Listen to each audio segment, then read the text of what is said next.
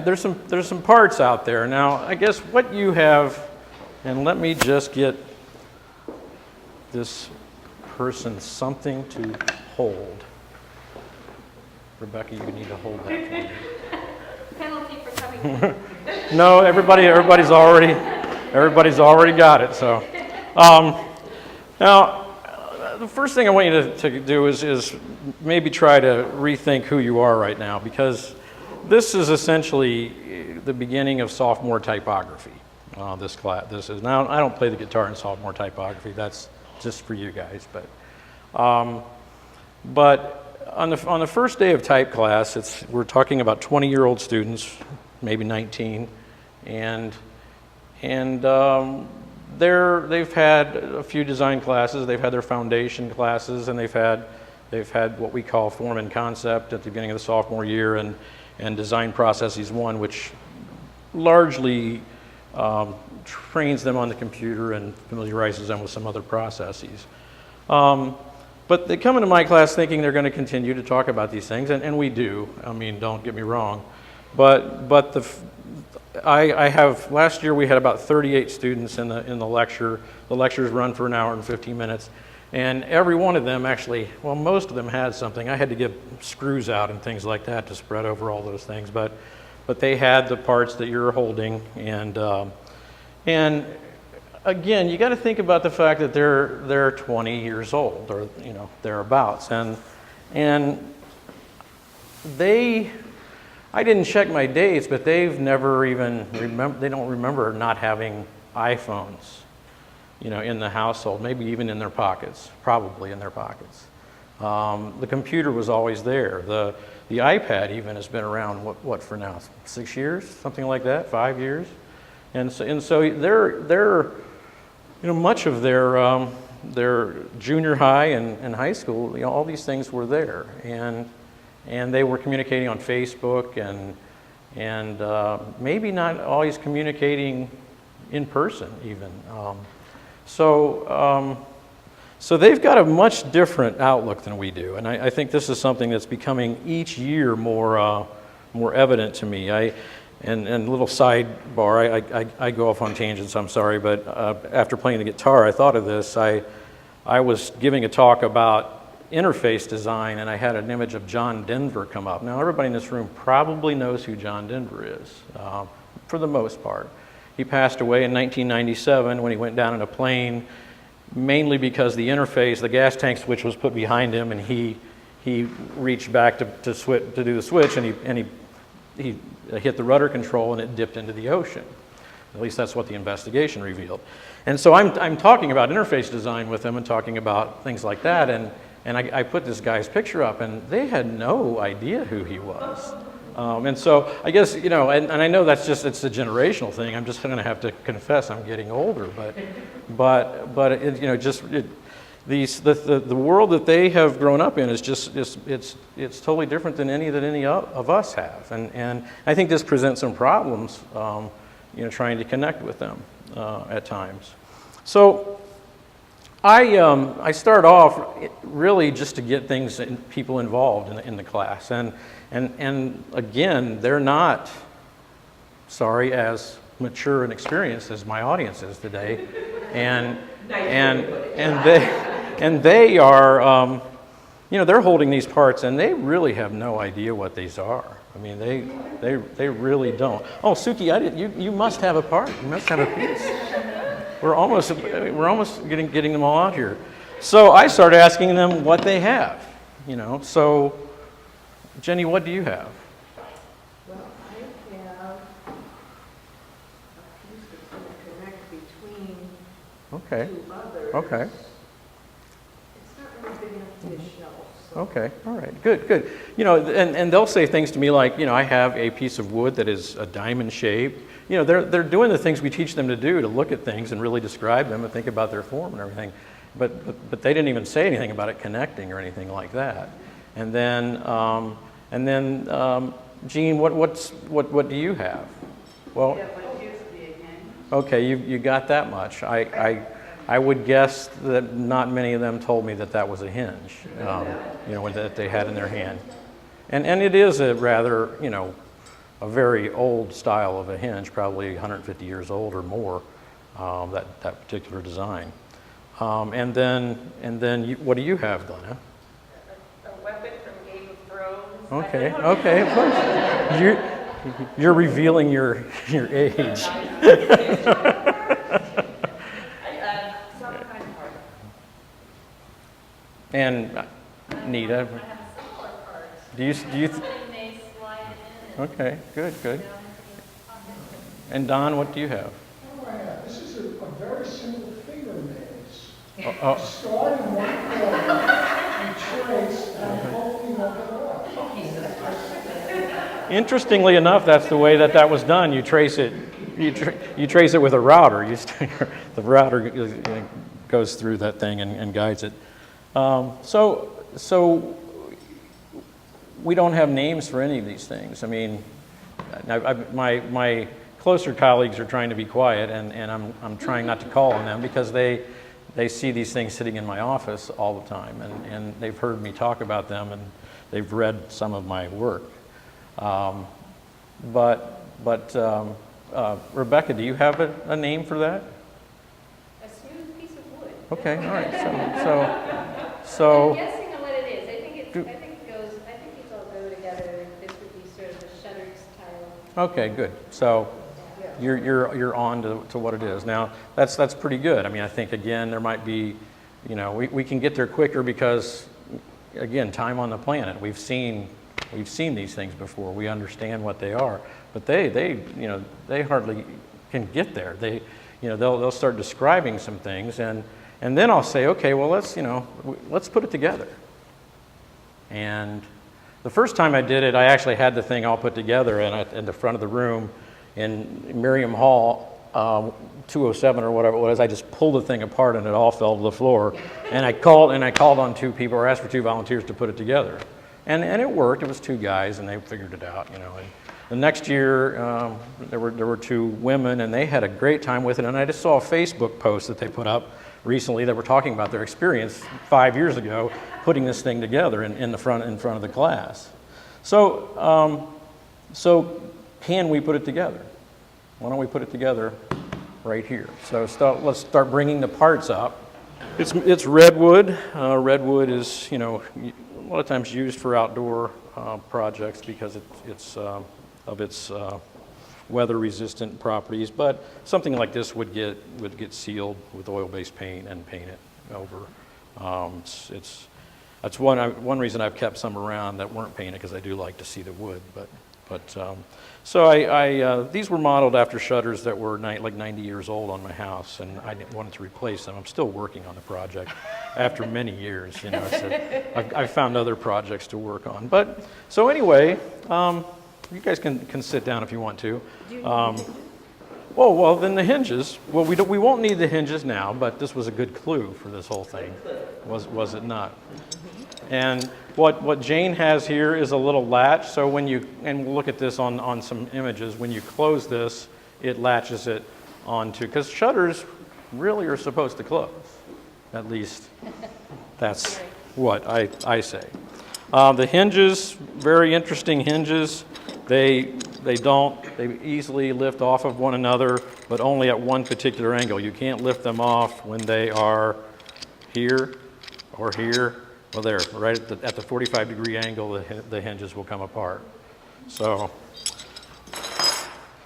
anyway, let's see what else we have here. So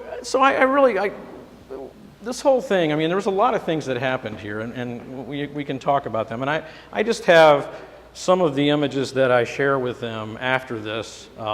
Many times, I think the last time I did this, it took an hour to put this thing together and talk about it. So we resumed the conversation the next class, and I started to, let's see if I can.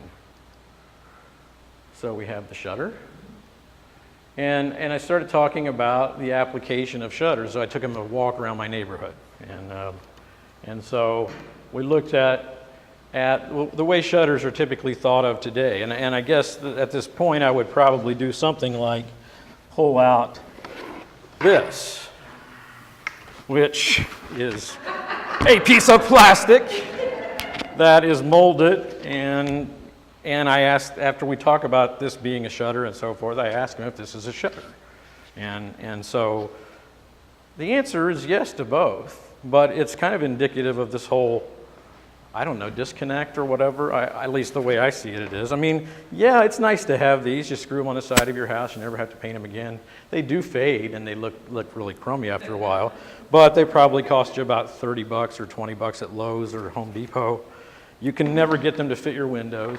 Your windows are always a different size. These shutters were made particularly to fit my windows. This is a house down the street, and I just want to show the shutters screwed on. They're not bad looking or anything like that, but they're window dressing. You know, they really are simply decorative. They're not, there's no function at all. And in design, we like to think a little bit about function. That's really the purpose of what we do. There's a message for us, or there's a particular way that something has to work, or it has to do something of a particular need. But by the way, this was taken around Christmas time. We do this class in January, so the window dressing is there in both ways. So now to my house, and looking at what shutters are supposed to be. Now, one disclaimer: I do have aluminum storm windows on my windows. I hate them, and someday I might turn them back to wood, but right now they're going to stay as they are. So my shutters won't close unless those windows get taken off. So a shutter really should be sized appropriately to the window, and I won't talk about everything that I talk about with them because I think that we don't have time for that. But the shutter should then close. If you notice, there was a rabbit astragal here, it's called, the middle part where the two things come together. That actually seals it. You'll see that little latch that I was talking about is right here, and in theory there should be a catch for it on the sill right here for it to latch onto and hold closed.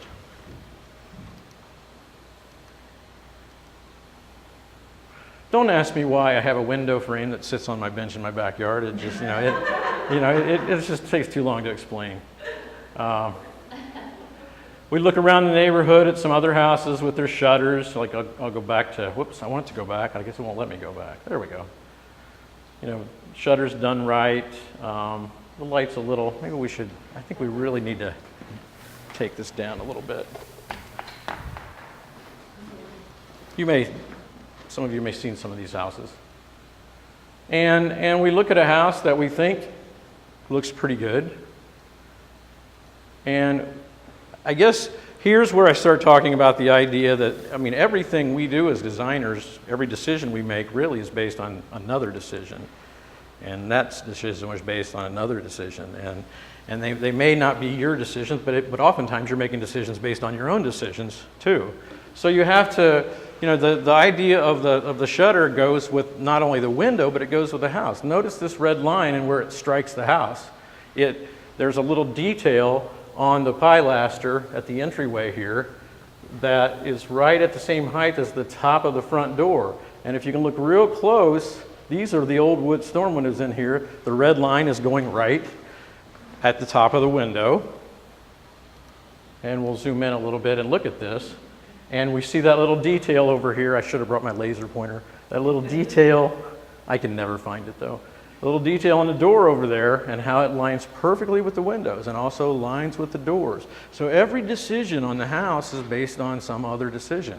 Everything ties together, except the shutters, which are screwed on the outside of the window, too big for the windows. They should be this size right here and close nicely on there.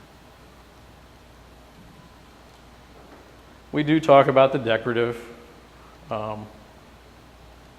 problems of shutters. I was talking about this. I was afraid they were going to throw their shutters away, and I went by and finally found that they had reinstalled them. I'm kind of weird that way. You can see where the hinges are still remaining. Whoops, I can't do that. Where the hinges are still remaining. I'm used to the projector being up there somewhere. I don't know what this is, and this is a big grand house built where a house burned down a few years back, And they have these tiny little windows on either side of the grand entrance there. And then they have shutters. And what shutters they have? Is that a functional, those are functional? Well, they're hung right and they're sized right. That's about as far as that goes, I think. Because I don't know, a house, there's no visual continuity here whatsoever. What's that? Waiting for the Indians to attack. And again, just flipping through, we talk about some of the shutters hung right, even the old shutters that could use some repair. They still look pretty good on this house. And I ask them if they can tell what's wrong with these shutters. Huh? They're actually upside down. So, I mean, look at that. The larger, and we, they've learned, our design students have learned, when they're matting something or they need to give gravity to ground the work, and the bigger part is on the top. They are a little warped too. I don't know what happened there. The plastic ones warp a lot for some reason. And they're all upside down. It's not just one window. It's the whole set of them. These are my neighbors. I'm sorry to my neighbors, but I want to just go by and just rip that off there and go fix it and put it back up. But I'm a purist, but I'm just not that pure. Here's the tilt rod, the control rod of the shutters, and the louvers go up when the shutter is open. At least that is the principle behind the shutter, because it should shed water when it's closed.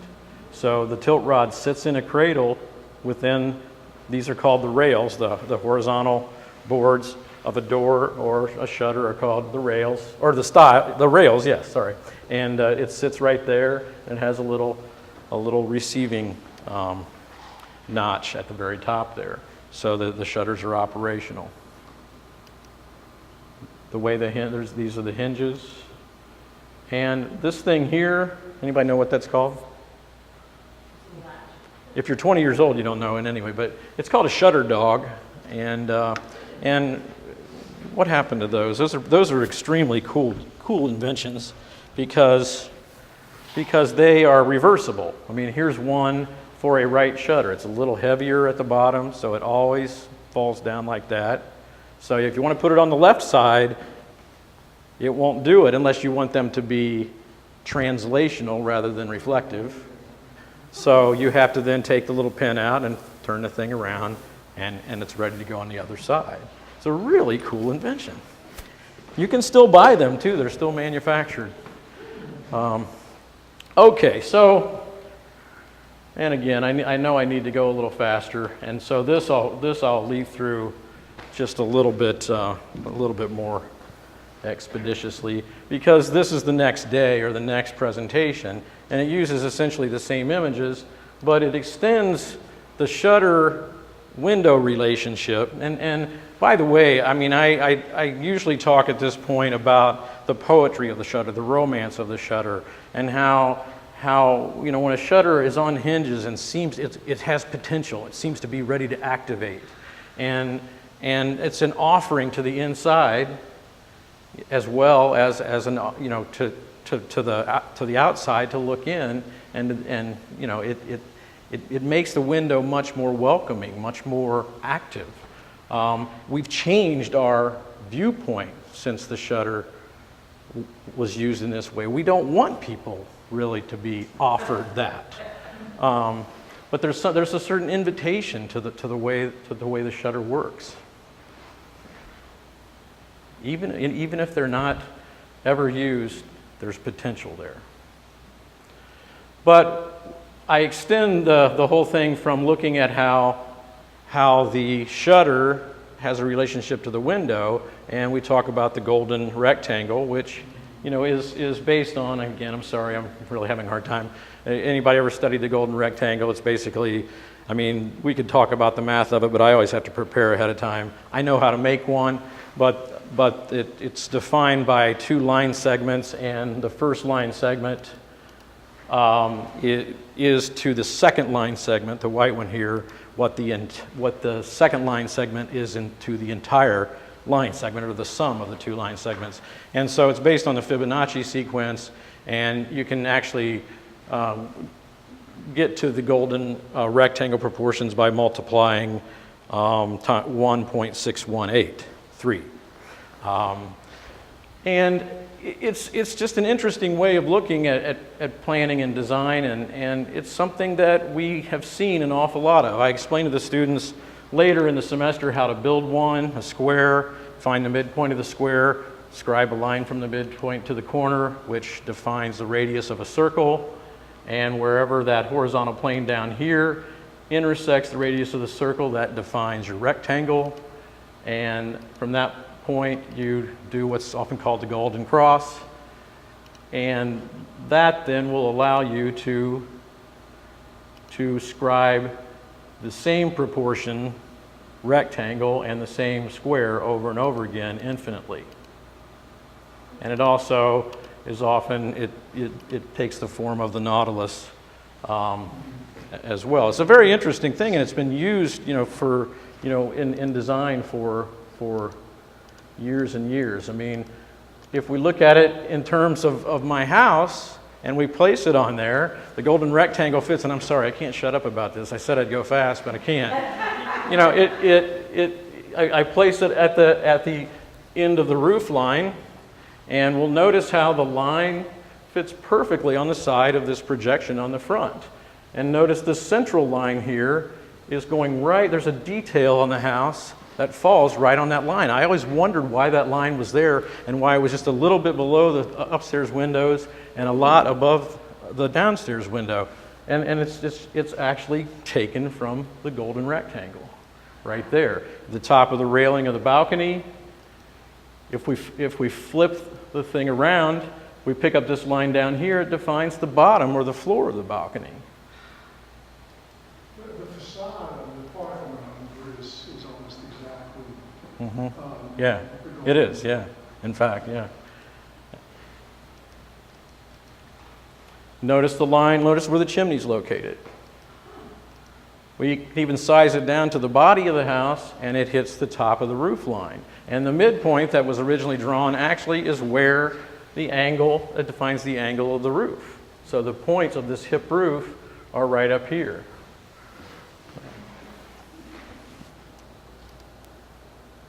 Notice the line, that line there, taken from this line on the golden rectangle, right in line with the shutters or the edge of the window.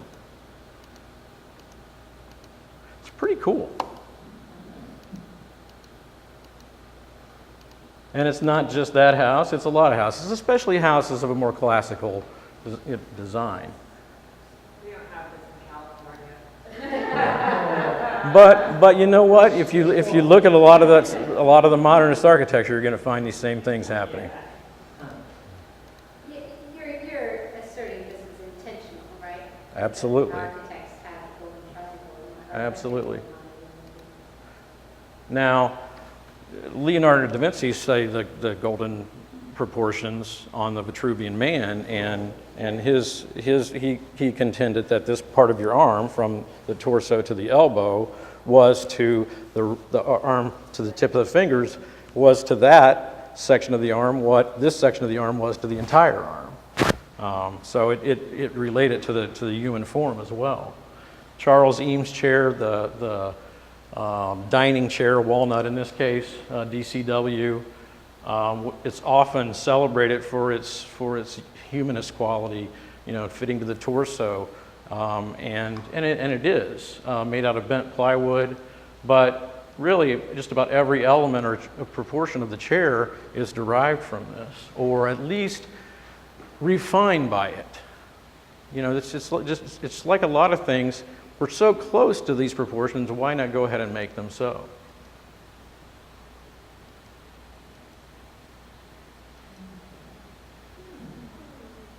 It's close. I think it's kind of cool right where the axle falls, the back axle falls, right where those two lines cross. It didn't go away. We could try to look at the edge. Yeah, I don't know. But the original iPod also was designed on the golden rectangle. So yes, so I didn't work that one in here, but I need to do that. But that just adds 5 more minutes to the presentation. This, the Gutenberg Bible, this was studied long ago that it was based on, or appeared to be based on, the golden rectangle proportions. It's a little adjustment for paper size and wear and so forth, but it's there. So then we go back to this house that had the poorly matched shutters. There's that line on the golden rectangle, the line on the pilasters or the entryway. And again, I'll flip through that fast. Okay, well, it went too fast there. Go back, back. This thing will not go back when it's supposed to go back. There we go. So we talk about what the whole thing was about, or what, the potential things that we got out of it. And the whole idea of them putting the shutter together, I mean, it's huge to see them do it. I mean, it really is. I mean, there's always a few students who are kind of, the alphas of the whole thing. But, eventually students get up from their chairs, because last time I did it in the art history room, and they're all like, no, they're all talking to each other about this thing. And it's, I didn't think it would work out. The first time I did it, it was just such a great collaboration. And the only thing that happened at both times in the last 2 years is they put the panel upside down. And that's okay, because that's information that they didn't necessarily have. So, but they figured it out. Cooperate, and even if they weren't part of the cooperation or the collaboration of doing it, even being on the other side of the room, they get this collective experience of the whole thing.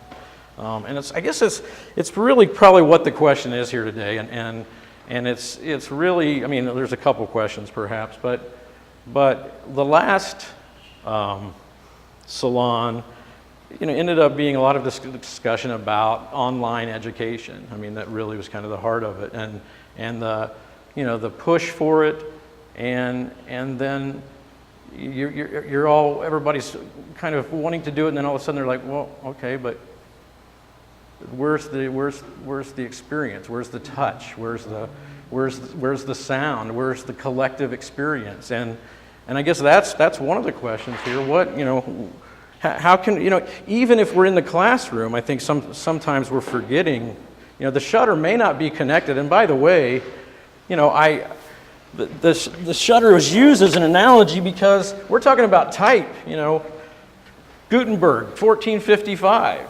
We're talking about 550 some years of history that we have to deal with, that we have to talk about. And everything, even today, even if it's digitized and based on outlines that are scalable on the computer, we still talk in terms of leading, which is lead, and we talk in terms of point size, which measures these little pieces of type here, has nothing to do with the letter that rests upon them, or very little to do with that.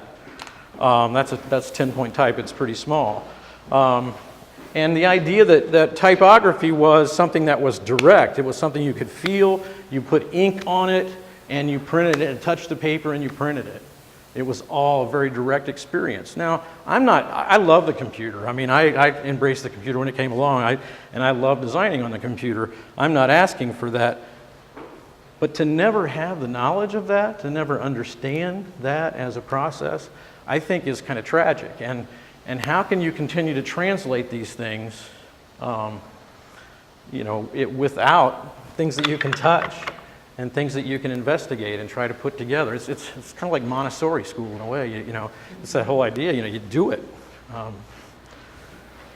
Again, there's a bunch of ideas, and these are things I'm talking to them about. That the whole shutter is this whole perfect representation of the Gestalt ideas. That the whole is greater than the sum of its parts, and then I remind them that everything they do is parts. I mean, the shutter is a part of the window is a part of the house, and so on and so forth. The louver is a part of the shutter. There's nothing wrong with dealing in parts and trying to understand parts, but you do have to understand sort of the big picture. History, how it relates to what we're trying to teach, whether it's design or fine art or psychology. I mean, there are things that we have to investigate. you know, in a historical framework so that we can make sense of them.